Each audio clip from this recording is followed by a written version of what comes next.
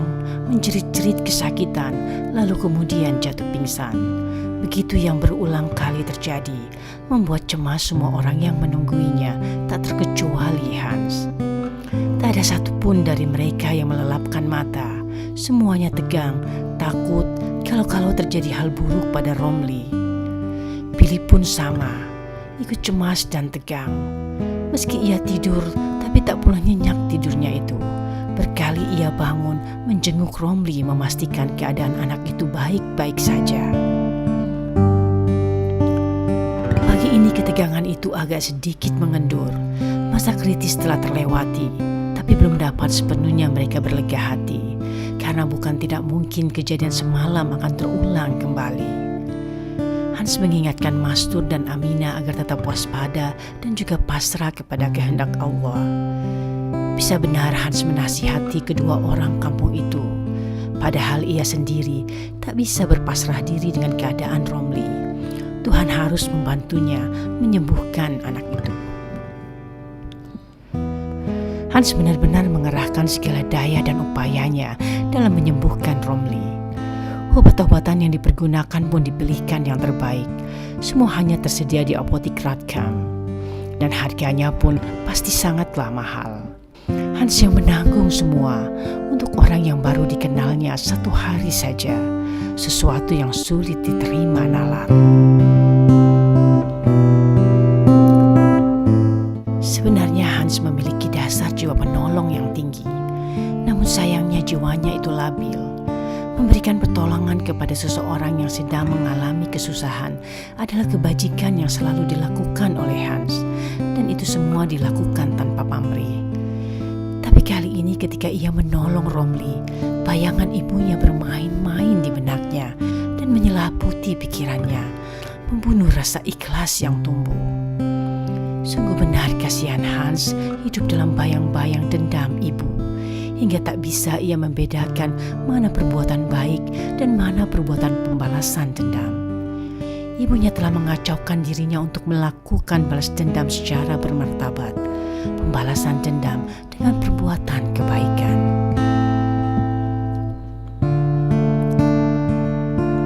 Pukul 8 pagi keadaan berangsur tenang. Romli tidak lagi mengigau dan dapat melelapkan mata meski dibantu dengan obat tidur. Baru terasa oleh semuanya kelelahan dan keletihan akibat tak tertidur semalaman. Semua butuh istirahat sekarang, terlebih lagi Hans yang tidak saja lelah fisik namun juga lelah mental. Hans pun sudah tak tahan, harus diistirahatkan jiwa dan raganya itu. Sebelum itu terjadi, sekali lagi diperiksanya keadaan Romli, memastikan kondisi anak itu tetap stabil. Berbekal itu, Hans dapat beristirahat dengan tenang. Sampai hampir masuk waktu zuhur, Hans baru terbangun dan merasai badannya sudah menjadi lebih segar. Bercepat ia pergi ke kamar Romli memeriksa kondisi anak itu. Hans pun lega. Mukanya mencerah dan kepalanya terangguk-angguk, tanda ia senang dengan kondisi Romli yang telah banyak kemajuannya. Panas badan anak itu pun sudah mereda. Tapi Romli masih jauh dari sehat. Ia membutuh waktu lebih lama lagi. Setidaknya 4-5 hari lagi Romli harus dirawat di sana.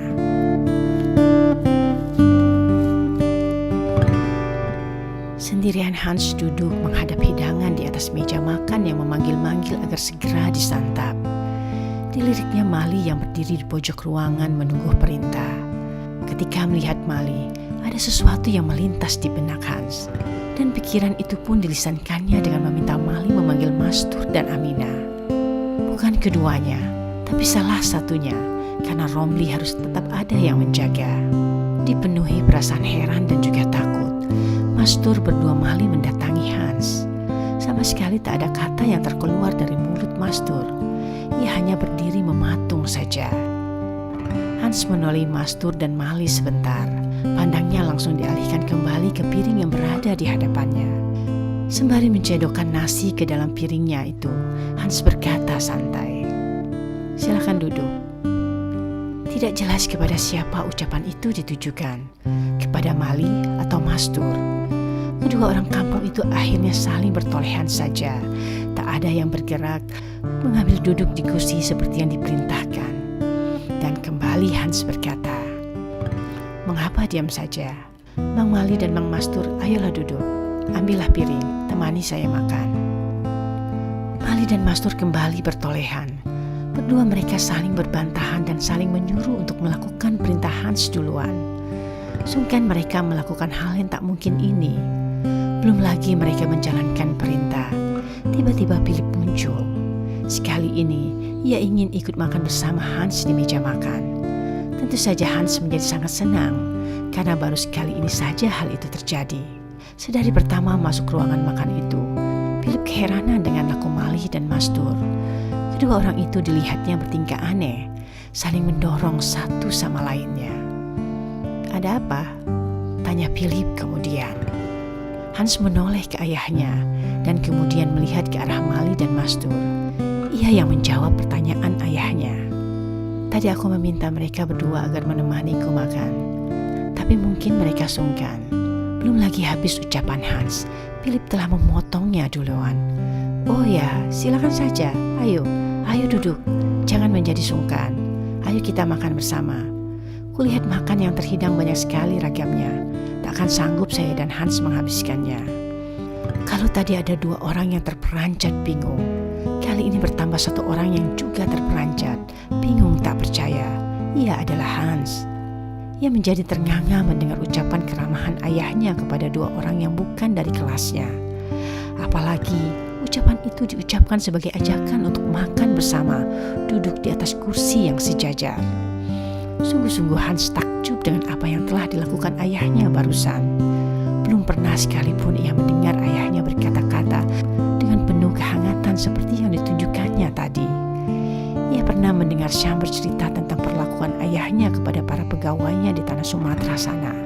Dan apa yang pernah dikatakan Syam pada dirinya dulu, gambarannya persis sama dengan apa yang barusan Philip lakukan.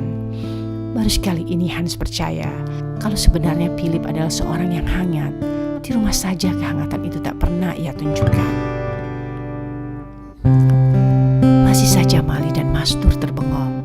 Belum sanggup mereka menata hati yang tiba-tiba mendapat kehormatan untuk duduk bersama dua orang tuannya. Tapi sekali lagi Philip mengangkat suara dan kembali menyuruh mereka berdua untuk segera duduk dan mengambil hidangan. Tak menunggu perintah selanjutnya, bercepat Mali dan Mastur duduk, tapi tidak cepat mereka berdua menyentuh hidangan yang ada. Apalagi Mastur yang menjadi ragu untuk ikutan makan. Mastur takut kalau ia tak dapat menahan diri dan menjadi kalap, melalap semua hidangan yang terhampar di hadapannya. Tidak pernah ia menghadapi begitu banyak rupa lauk pauk seperti sekarang.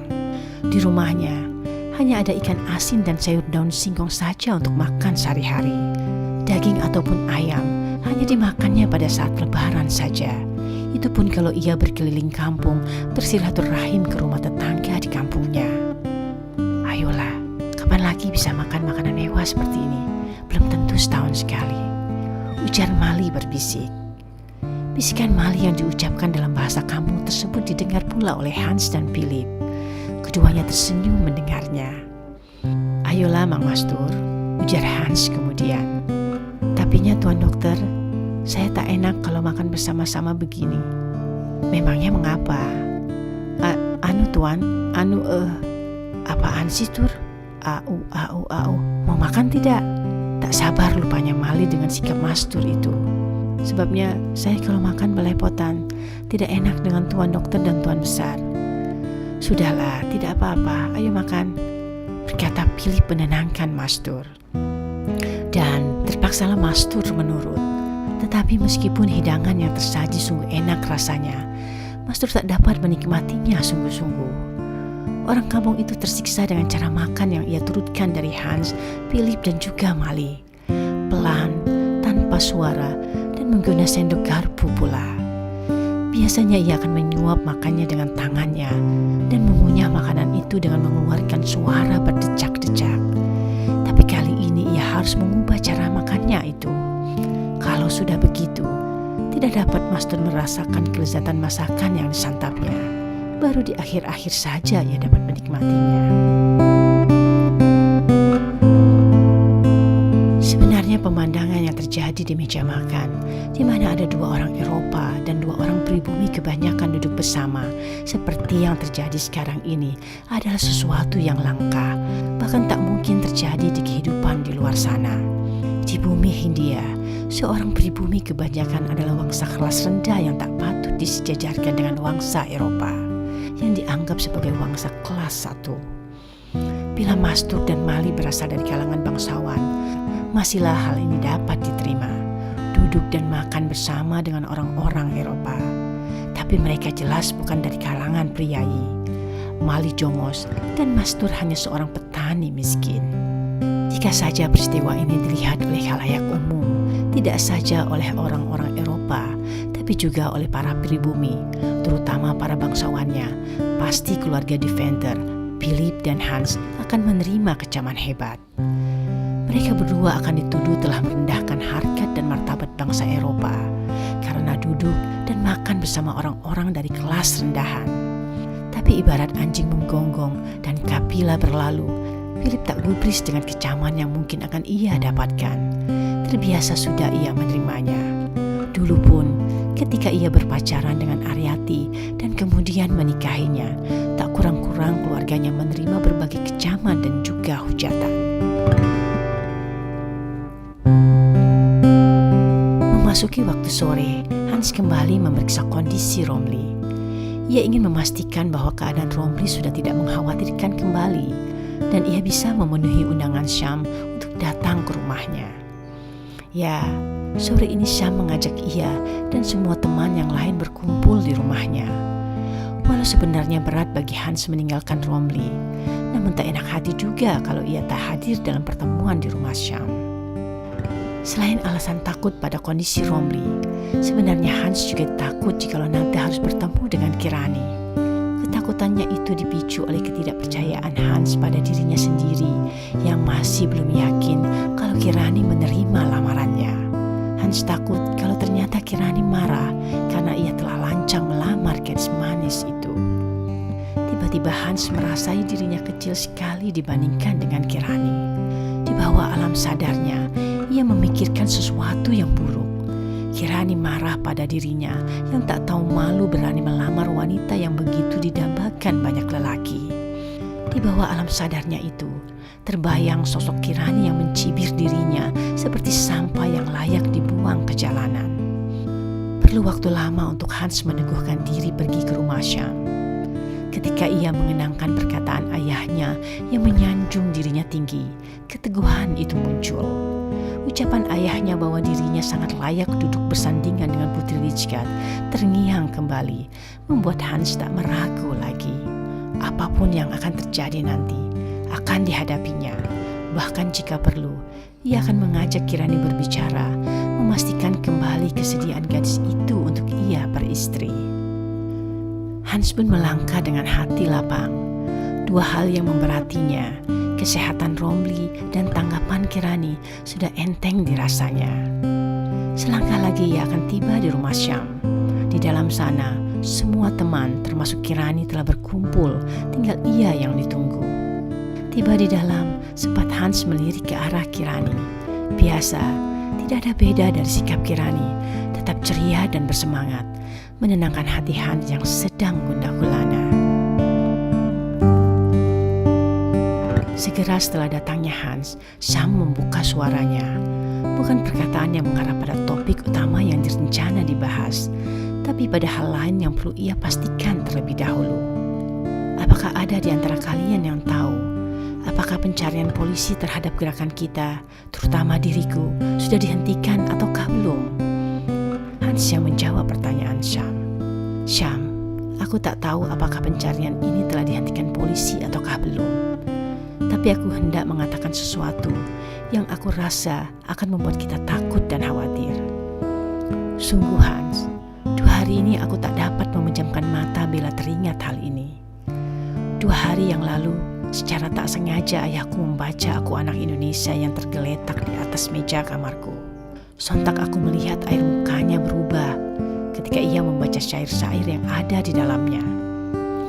Aku rasa belum banyak yang dibacanya, paling hanya 2-3 halaman saja. Ia bertanya padaku, siapa Hanapi. Meski tak kujawab, ia langsung dapat menebak kalau Hanapi itu adalah aku sendiri. Pertanyaan yang ia ajukan itu membuatku bergidik, karena terlihat ia marah sekali. Aku pikir ia marah karena, kau tahulah Syam maksudku apa. Isi syair-syairku sangat tak berpihak padanya. Itu yang kupikir mengapa ia marah. Tapi ternyata bukan isi syairku yang membuat ia tersinggung dan marah, tapi sebab lain yang tak kuduga-duga. Sampai sekarang pun masih terngiang-ngiang di kupingku pertanyaannya yang lain padaku. Apa pertanyaannya? Cepatlah ceritakan. Tak sabar rupanya Tomo mendengar perkataan Hans yang dirasanya sangat bertele-tele. Sabarlah sedikit, biarkan Hans menyelesaikan ceritanya, ucap Hussein menenangkan Tomo. Iya, sabar. Poltak pun menimpali. Sudah, kalau semua ikut bicara, kapan Hans melanjutkan ceritanya? Lanjutkanlah ceritamu Hans, ucap Sam keras. Hans pun melanjutkan perkataannya. Ia bertanya begini, jawab dengan jujur Hans. Samiun itu ialah Sam? Itu pertanyaannya membuatku benar-benar bergidik. Semua terdiam ternganga mendengar perkataan Hans. Mereka saling berpandangan satu sama lainnya. Belum sempat mereka memulihkan perasaan, Hans kembali berkata-kata lagi. Syam, aku hendak bertanya padamu. Ini pun papi yang menyuruhku. Berapa engkau cetak buku syairku dan kepada siapa-siapa engkau berikan? Ini penting untuk diketahui Sam. Hanya dengan membaca syairku saja, papi dengan mudah menebak bahwa engkau itu adalah Samiun yang sedang diburu-buru polisi. Untungnya itu papi, tak mungkin ia melaporkannya. Tapi bagaimana dengan yang lain yang juga memegang buku syairku? Apakah mereka akan berlaku sama? Sam diam mendengar pertanyaan Hans. Tampak sekali dari keningnya yang berkerut kalau ia sedang berpikir keras, mengingat-ingat orang-orang yang memegang buku syair Hans. Ayolah Sam, sebutkan siapa nama orang-orangnya. Aku pegang satu, Tomo, Wira, Hussein dan Kirani juga pegang satu-satu. Siapa lagi selain kami? Perkataan Poltak tersebut membuyarkan konsentrasi Syam. Cobalah kita tenang dulu, jangan mendesak Bang Sam serupa itu. Kasihanilah dia, nasibnya berada di ujung tanduk, berkata Kirani dengan tajamnya. Engkau pikir hanya nasib Sam saja yang berada di ujung tanduk? Bagaimana dengan kita? Bukankah sama? Poltak pun tajam menanggapi perkataan Kirani. Tak tahan mendengarkan perkataan sengit antara kedua temannya itu, Sam membuka suaranya. Jikalau akhirnya polisi dapat menyingkap siapa Samiun, sungguh aku berjanji pada kalian, takkan aku membawa-bawa nama kalian. Biarkan aku yang menanggungnya sendirian. Bagaimana dengan aku Syam? Tanya Hans tiba-tiba. Pertanyaan itu juga diucapkan dengan tajam, memojokkan Sam. Apa maksudmu Hans? Maafkan aku Sam. Aku tak bermaksud menyalahkan dirimu terhadap apa yang terjadi padaku nanti. Engkau saudaraku. Sebagai saudara, seharusnya kita memikul rasa senang dan rasa susah bersama-sama. Namun aku sangat menyesalkan mengapa syair-syairku itu engkau sebarkan kepada khalayak umum. Pula kau muat dalam koran fajarmu itu. Bolehlah engkau berkata tak akan membuka nama teman-teman yang lain jika tertangkap. Tapi untuk aku, tak perlu engkau membukanya. Polisi pasti akan dapat menebaknya sendiri.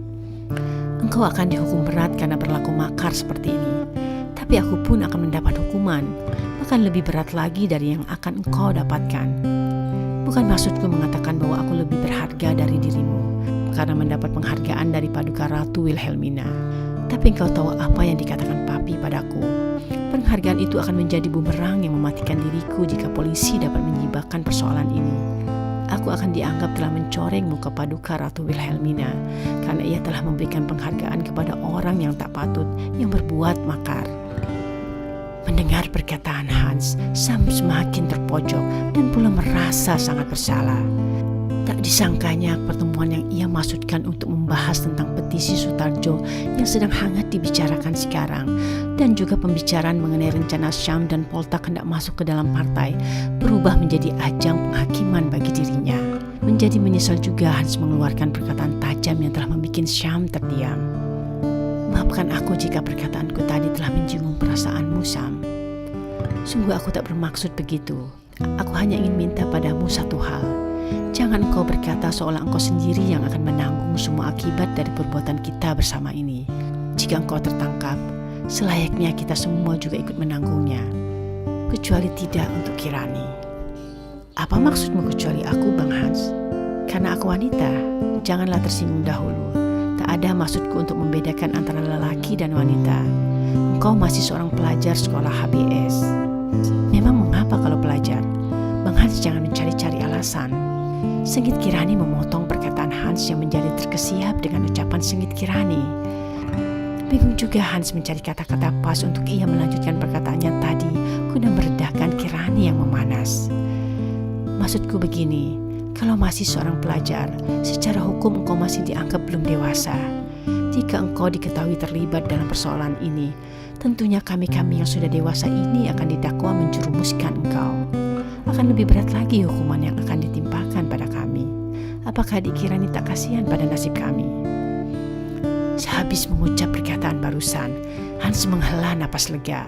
Tak disangkanya perkataan barusan tadi terkeluar dari mulutnya. Apakah benar dalam hukum pidana diatur hal serupa itu? Benar-benar tak ia ketahui. Sama sekali ia buta akan hukum. Syukurnya Kirani tak memprotes ataupun membantah perkataannya lagi. Sepertinya gadis itu menerima apa yang diperkatakannya. Tapi ada sesuatu yang harus kita perbuat. Janganlah berdiam diri dan menyerah begitu saja, menunggu nasib. Kali ini Hussein mengajak semua untuk memikirkan sesuatu agar mereka terhindar dari penangkapan polisi. Kukira salah satu yang harus kita lakukan, seperti kata Hans tadi, adalah mencari tahu siapa-siapa yang memegang buku syair itu. Ayolah Sam, aku bantu mengingat dengan mencatatnya. Selesai mengucapkan itu, Tomo mengambil sebuah pena dari kantong bajunya dan kemudian dipinjamnya buku tulis milik Wira bersiap mencatat nama-nama orang yang akan disebut Syam. Ayo Sam, berapa jumlah buku yang kau cetak? Kembali Tomo berkata memandu Syam mengingat-ingat. Akhirnya semua pun terlibat. Cukup lama juga mereka membantu Syam menemukan orang-orang yang memegang Aku Anak Indonesia. Dari situ mereka tahu kalau buku syair itu hanya dicetak 10 buku saja oleh Sam.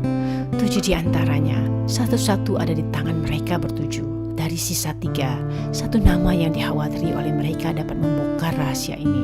Ialah sahabat Sam sendiri waktu masih sekolah di Mulo. Pula berarti teman Hussein, Poltak, Wira dan Tomo. Orang tersebut sekarang bekerja sebagai juru warta di sebuah penerbitan surat kabar terkenal di Batavia. Meskipun demikian, Sam berkeyakinan bahwa temannya itu tak akan tega membocorkan masalah ini. Walau ia engkau sebut sebagai sahabat karib di sekolahan dulu, engkau jangan terlalu yakin begitu, Sam.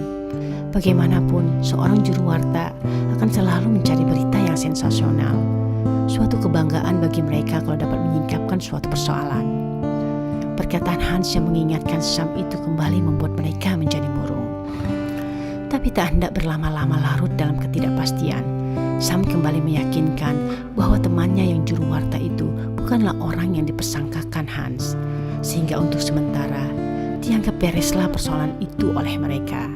Namun untuk berbicara tentang hal lain lagi, yakni tentang pikiran mereka terhadap petisi yang diusulkan kemarin oleh anggota Foxtrot Sutarjo dan pula pembahasan tentang rencana Syam dan juga Poltak yang hendak mendaftar menjadi anggota partai, tak menarik lagi bagi mereka. Semua mereka berlaku bebas saja akhirnya, pergi merokok di teras dan ada pula yang bermain catur. Hanya Kirani saja yang bersiap pamit hendak pulang. Dan sebelum hal itu benar-benar terjadi, Kirani pulang. Hans memberanikan diri meminta waktu guna berbicara sejenak. Dik Kirani, boleh saya berbicara sebentar? Oh ya, silakan saja, jawab Kirani santai. Kemudian mereka berdua memisahkan diri dengan mengambil tempat di pojok rumah. Sam dengan mata yang diliputi rasa cemburu mengamati mereka dari jauh. Hendak bicara apa? Tanya Kirani kemudian. Aku hendak mengucapkan terima kasih pada Dik Kirani. Untuk apa? Untuk kesediaan Dik Kirani berbagi dengan saya. Tak perlu berterima kasih. Aku pun senang bisa berbagi dengan Bang Hans. Jangan pula menjadi sungkan. Sebaliknya, aku yang harusnya berterima kasih. Hans menjadi lega sekaligus bangga mendengar ucapan Kirani barusan. Tak disangka begitu rendah hatinya gadis pujaannya itu. Tak ada keangkuhan yang terlihat dari sikap dan pembawaannya. Bagi orang seperti Kirani, sangat pantas apabila ia hendak bersikap angkuh dan sombong. Ia punya segalanya untuk ia sombongkan. Kekayaan, kecantikan, dan pula kecerdasan. Tapi itu tak berlaku bagi Kirani. Tiba-tiba ada perasaan takut muncul di hati Hans. Takut ia kehilangan gadis pujaannya itu. Tak dapat dibayangkannya apabila Kirani tak menjadi kekasih hatinya. Dan bila itu terjadi, sudah dapat dipastikan dia tak akan hidup lebih lama di dunia fana ini. Hans bingung hendak berkata apa lagi. Lidahnya keluh membulatkan kata-kata. Ia hanya merogoh tasnya dan mengeluarkan satu lembar kertas yang digulung dan ikat dengan pita berwarna biru. Gulungan kertas itu ia serahkan kepada Kirani tanpa bicara sepatah kata pun. "Apa ini?" tanya Kirani sambil menunjukkan gulungan kertas yang diberikan Hans barusan. "Syair yang kukarang. Belum pernahkah aku baca sebelumnya?" Hans menggelengkan kepala menjawab pertanyaan Kirani. "Mengapa Bang Hans memberikan syair ini kepadaku?" "Syair itu kutulis kira-kira 1 tahun yang lalu. Kurencanakan akan kusampaikan kepada wanita yang paling istimewa dalam hidupku." Terbata-bata Hans mengucap kalimatnya, namun tak urung Kirani menjadi tersanjung mendengarnya. Saat itu juga Kirani hendak membuka gulungan kertas itu, namun Hans langsung mencegahnya. "Maaf Dik Kirani, mohon jangan baca syair itu di sini." "Mengapa?" Hans diam tak menjawab. Walau tak mendapat jawaban alasan dari Hans, Kirani mengurungkan niatnya untuk membuka syair itu. "Baiklah, aku akan membacanya segera setelah aku tiba di rumah nanti. Kuberitahukan, sebenarnya aku bukan orang yang sabar." "Terima kasih, saya berpengharapan setelah membaca syair itu, Dik Kirani tidak mencari sudut langgar dan mengurungkan rencana." Kirani mulai bingung dengan ucapan Hans terakhir. Untungnya Syam datang dan ikut menggabung, hingga pembicaraan tentang syair itu menjadi terhenti sampai di situ. Dalam perjalanannya pulang, pembawaan Kirani menjadi sangat gelisah. Ingin sekali ia tiba cepat di rumah dan membaca dengan tenang syair yang diberikan Hans kepadanya. Rasanya perjalanan pulang itu terasa lama baginya. Sepanjang perjalanan itu, keningnya pun tertampak berkerut. Tanda ia sedang memikirkan sesuatu dengan keras. Ia memikirkan dan mencoba mencerna beberapa perkataan Hans yang menurutnya sangat janggal terdengar. Ia mencoba menghubungkan dan mereka-reka maksud dari perkataan-perkataan itu, namun tak berhasil ia membulatkannya menjadi satu jawaban yang utuh. Akhirnya akan tiba juga ia di rumahnya. Bubung atap dan silauan tembok putih sudah ada dalam bola mata. Sebentar lagi Bendi yang menggeratak cepat akan tiba di barisan batang-batang besi yang berjajar rapi di depan rumah. Tak sabar pula Kirani menunggu waktu itu tiba. Baru saja Bendi menyentuh pangkal pagar rumahnya, Kirani sudah melompat turun. Sebagai terbang ia berlari melintasi sisa jalanan, halaman hingga teras rumah, menerobos muka pintu, melintasi ruangan demi ruangan dan pula tangga. Dan akhirnya terhenti di sebuah kamar berperabot ranjang, almari dan meja rias. Di dalam kamarnya, Kirani tergesa membuka tas kulitnya tempat ia menaruhkan gulungan kertas yang dipersembahkan Hans bagi dirinya. Bentuk gulungan kertas itu tidak berbentuk serupa tabung lagi setelah terkeluar dari tempatnya disekap, memipih bentuknya. Kemudian pita pengikat ia buka dengan paksa dan dengan kopoh kertas syair itu dibentangkan di depan matanya. "Gadisku, aku adalah lembaran kertas kelabu. Terserah siapa akan mengisinya. Bila hitam, maka hitamlah rupaku. Bila putih, menjadi putih pula rupaku. Siapakah orang itu? Ialah orang yang sangat istimewa bagi hidupku. Keistimewaan yang dipunya ia akan membawaku mengikuti dirinya. Kan kutundukkan kepala mengabdi pada dia, menghabiskan sisa waktu bersama, mengarungi biduk berdua selamanya. Gadisku, bilakah engkau datang? Ku siapkan diri menyambut engkau dengan segenap hati dan jiwa, dengan gelora cinta asmara, kasih yang takkan pernah punah. 2 ulang Kirani membacainya, 2 ulang pula ia tak mengerti maknanya. Apa benang merah dari perkataan Hans dengan syair ini? Itulah yang hanya Kirani dapatkan. Ya, hanya sebuah pertanyaan yang menambahi daftar pertanyaan yang terekam di otaknya sedari tadi saja yang ia dapat. Banyak pertanyaan yang menggelayuti otaknya telah membuat Kirani tak dapat menggunakan keistimewaan nalarnya. Hanya sampai di situ saja kemampuan dirinya. Daripada berpikir habis menguras otak, namun tak jua ada hasilnya, Kirani membuang saja kertas itu ke dalam laci meja riasnya. Diempaskannya badannya di atas kasur, menggeletak, mengistirahatkan mata dan pikirannya. Cepat sekali ia terlelap hingga tak diketahuinya Kirana telah berada di sampingnya, duduk menungguinya di tepi ranjang. Bau harum dan desah napas Kirana membangunkan Kirani dari lelapnya sebentar. Keheranan ia melihat Kirana sudah berada di dalam kamarnya dan duduk di dekatnya. "Kenapa engkau di sini? Ingin memandangi rupa engkau yang tidur saja?" "Ah, sudahlah, jangan kau berbasa-basi. Katakan saja apa yang kau kehendaki aku perbuat." "Siapa pula yang berbasa-basi? Sungguh aku hanya mau main-main saja di kamarmu ini. Sudah lama aku tak kemari. Engkau pun sepertinya sibuk sekali. Tak pernah kita sempat berbincang-bincang lagi. Engkau kira aku mudah untuk dikelabui? Katakan sajalah apa maksudmu kemari. Tak usah ke pasar rumput kalau hendak ke pasar baru. Capai aku dibikin penasaran seharian ini. Siapa pula yang telah membikinmu seperti itu seharian ini? Adalah orangnya, tak perlu engkau tahu. Makanya jangan engkau menambahinya pula." "Baiklah Nona manis, tak sedang bagus rupanya suasana hati engkau saat sekarang. Nantilah aku sampaikan." "Mengapa harus mengurungkannya? Laku engkau serupa ini justru menambahi kesal hatiku. Baiknya katakan sekarang atau tak usah sama sekali." Ragu-ragu Kirana hendak menyampaikan maksudnya, sebabnya Kirani sudah mulai naik emosinya. Tapi kalau tak ia sampaikan, kapanlah waktunya lagi? Belum tentu 1 atau 10 jam lagi suasana hati Kirani membaik. Lebih baiknya Kirana mengatakannya juga. "Aku hendak meminta tolong kepada engkau untuk menemaniku." "Kemana? Kapan? Asal tak berbenturan dengan kegiatanku saja." "Besok tak kemana-mana, hanya di rumah saja." "Kalau hanya di rumah ini, mengapa pula harus ditemani?" "Ada yang hendak datang esok pagi." "Ya, pertanyaanku mengapa harus ditemani? Tapi tunggu sebentar." Kirani memandang dengan mata menyorot ke mata Kirana, memastikan apa yang ada di kepalanya saat itu adalah benar adanya. Dipandangi serupa itu, rona muka Kirana menjadi memerah.